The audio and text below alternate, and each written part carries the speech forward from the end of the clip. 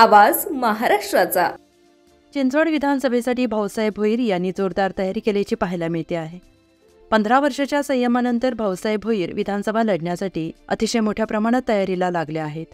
पक्ष त्यांचा विचार करो अथवा न करो, मात्र चिंचवड विधानसभा निवडणूक लढवणार यावर ते ठाम आहेत आणि त्यामुळे चिंचवड मतदारसंघातून आमदार जगतापांची पुन्हा एकदा गोची होणार का असा प्रश्न चिंचवड विधानसभेतला मतदारांना पडू लागला आहे।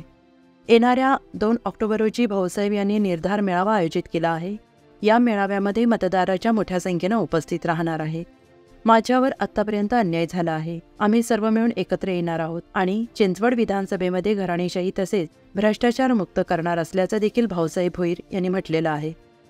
आणि या बातमीचा आढावा घेतला आहे महाराष्ट्र 18 न्यूजचे संपादक देवा भालके यांनी।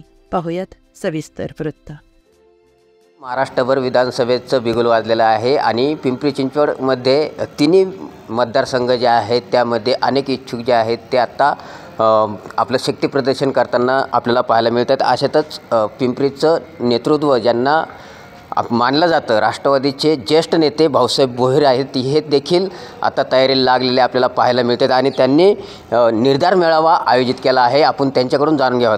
भाऊ, काय कारण आहे या निर्धार मेळाव्यामागचं? मी गेली 30 वर्ष राजकारणात आहे, त्यातले 25 वर्ष मी नगरसेवक म्हणून काम आहे। विद्यार्थी दशेपासून माझा राजकीय प्रवास आहे। मी काय पॅराशूटमधनं पडलेला कार्यकर्ता नाही आहे, त्यामुळं सातत्याने माझ्यावर होणारे अन्याय 2009 साली मला अधिकृत उमेदवारी मिळालेली असताना केलेला माझा विश्वासघात आणि त्याही परिस्थितीमध्ये मी प्रामाणिकपणे नेत्यांशी राहिलो, परंतु अन्याय सहन करण्याची पण एक सीमा असते आणि म्हणून मी असं ठरवलं की आपण लोकांच्या न्यायालयामध्ये जाऊ, जनतेच्या न्यायालयामध्ये जाऊ। मी जून महिन्यापासून सातत्याने 1 लाख लोकांशी संपर्क साधलेला आहे।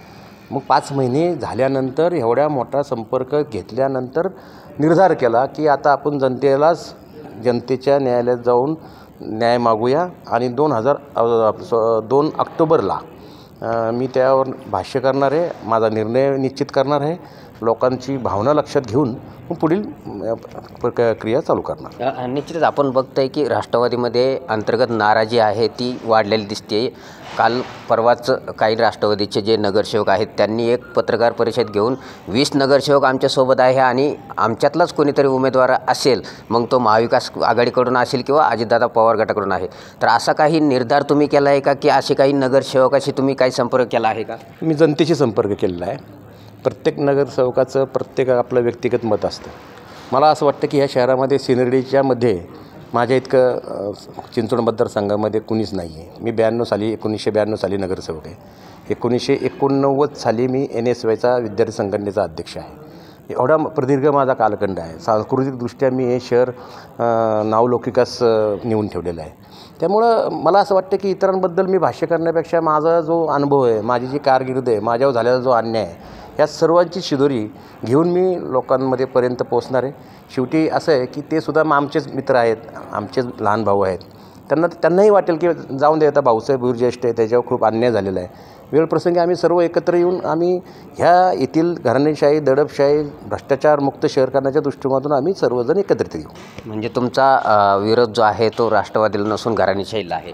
या शहरातले दडपशाही, झुंडशाही, गुन्हेगारीकरण आणि भ्रष्टाचार, घराणेशाहीला माझा विरोध आहे। निश्चितच आपण बघतोय की भाऊसाहेब भोईर जे आहेत ते निवडणूक लढल्यावरती ते ठाम आहेत आणि 2 ऑक्टोबरला निर्धार मेळाव्याच्या अंतर्गत त्यांनी जे काही जनतेमध्ये जाऊन त्यानंतर ते आपला जो काही निर्णय आहे तो ते निश्चित करणार असल्याचे त्यांनी आपल्याला आत्ताच सांगितलेलं आहे। महाराष्ट्र 18साठी देवा भालके, पिंपरी चिंचवड।